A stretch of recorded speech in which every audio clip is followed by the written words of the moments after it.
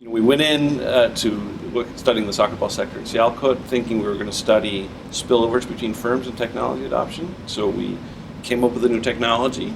There was a fortuitous set of events, and then we gave that out to a bunch of firms. And we naively expected that technology to be adopted very quickly by the people we gave it to, and we're going to focus on firms that we didn't give it to, and through what channels they learned about the technology. And then we found that the firms that we gave it to, many of them didn't actually take it up, and so that became the puzzle. That became what the paper was about.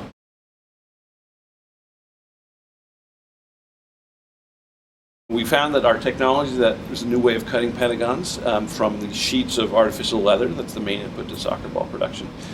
So we found that our technology is working. So sort of enough firms have taken it up that we think is working. But we found also that employee resistance, or a misalignment of incentives within firms, is an important and a first order sort of feature limiting adoption of this technology.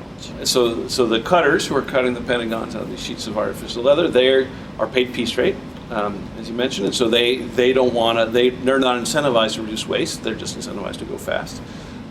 And it seems very likely that that's actually was the optimal contract in a setting without any new ideas in it. In a very technologically static setting, then that's there's a lot of work saying piece rates are a good way to induce workers to supply effort. The issue is that these piece rates were then getting in the way of them adopting the new technology. So our new technology, it reduces material costs, but on the other hand, it slows the workers down. So if those piece rates do not change, or the labor contracts do not change, the workers have an incentive to resist this, to block this technology. Even though the increase in labor time is much smaller in terms of sort of overall cost than the reduction in waste of the material.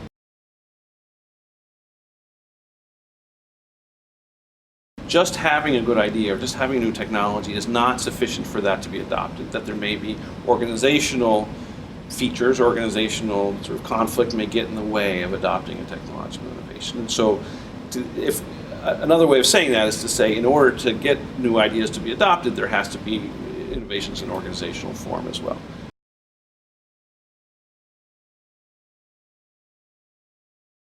I think a big take-home message of this work is that workers need to have an expectation that they're going to share in the gains of technology adoption in order for adoption to be successful. So I think that's sort of a broad message. Now, it's an important question: shouldn't firms be able to figure this out on their own, and hence recontract or offer workers contracts that will provide them these incentives?